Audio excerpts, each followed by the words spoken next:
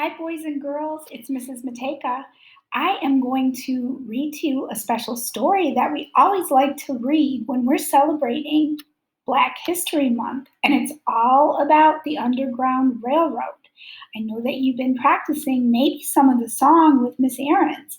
So we are going to read a story called Follow the Drinking Gourd, an Underground Railroad story. And it's a retelling. You can see the author is Carrie Meister, and it is illustrated by Robert Squire.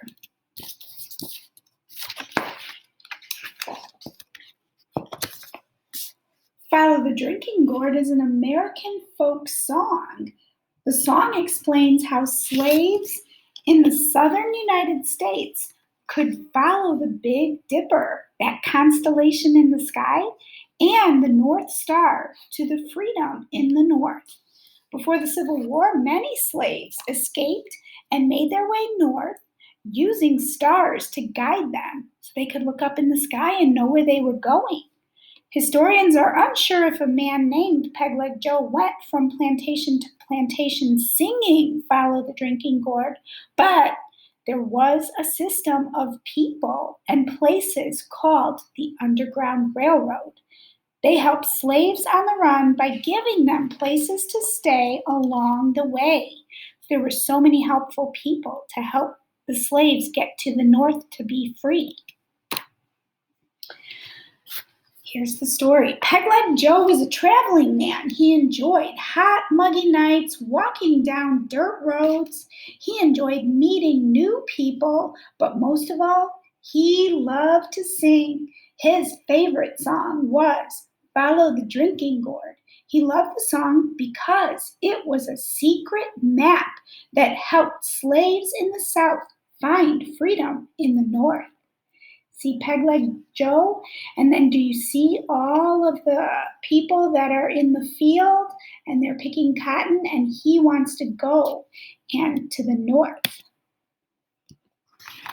Pegleg Joe worked as he traveled from plantation to plantation in the South. Sometimes he built shelters. Sometimes he worked in the fields. But at night, around the campfire, Joe sang Follow the Drinking Gourd to the slaves. Listen closely, Joe said. This song is a map to freedom. And the words were, when the sun comes back and the first quail calls, a quail is a bird, follow the drinking gourd. The old man is waiting to carry you to freedom if you follow the drinking gourd. Now, Joe went on, we all know that quails make mating calls in the spring. Days get longer in the spring. This should tell you when to escape. Spring is the best. Pegleg Joe pointed to the night sky. Do you see his stick pointing to the night sky and the people are looking?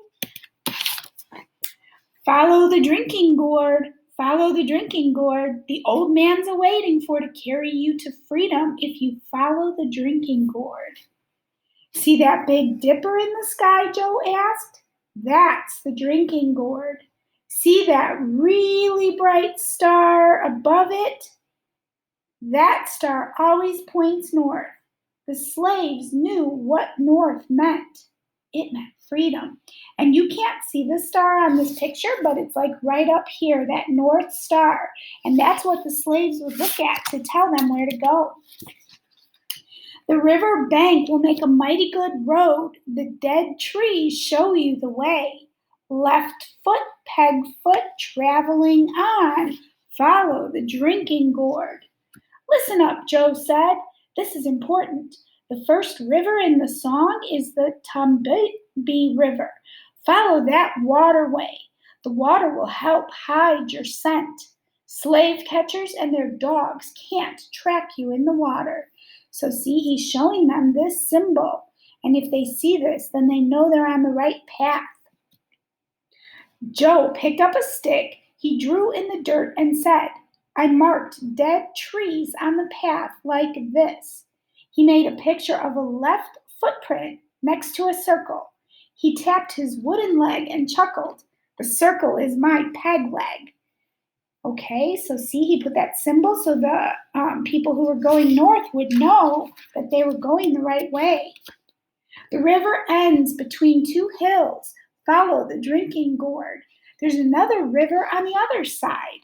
Follow the drinking gourd. When the Tombigbee River ends, Joe said, you will see a mountain. From a distance, it looks like two hills. The river starting there is the Tennessee River. Stick to the left side of that river, it points north. And then now look at, you can see that beautiful bright North Star over this constellation. And so that's how the slaves knew they were headed in the right direction. Pegleg Joe knew this was a lot of information to remember, so he quizzed the people about what the words meant. Who's the old man? Joe asked. He's you, a child said. He's a preacher, one woman answered. I know, a man said. He's a Quaker. Joe smiled. All of you are right. There will be many helpers along the way. Remember, I told you lots of people helped to hide the slaves as they were traveling north. Where the great big river meets the little river, follow the drinking gourd. The old man is awaiting for to carry you to freedom if you follow the drinking gourd. The rivers in this part of the song are the Ohio River and the Tennessee River. The two rivers meet in Paducah, Kentucky. Paducah is near Kentucky, where it's at the border of Illinois and Kentucky. So it's not too far from here, maybe about 6 hours from Plano. So that is where the the great river meets the little river. That's what they're talking about. Do you know what is in Illinois? Pegleg Joe asked. At this point, it got quiet around the campfire. Faces glowed.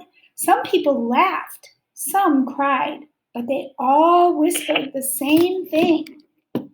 Freedom. And freedom was in Illinois, and we live in Illinois. So people wanted to come here to our state because they could be free. And that's the end. So Pegleg Joe taught them all that song, and they all followed along and went up north to escape to freedom. I hope you enjoyed our story. Have a good day.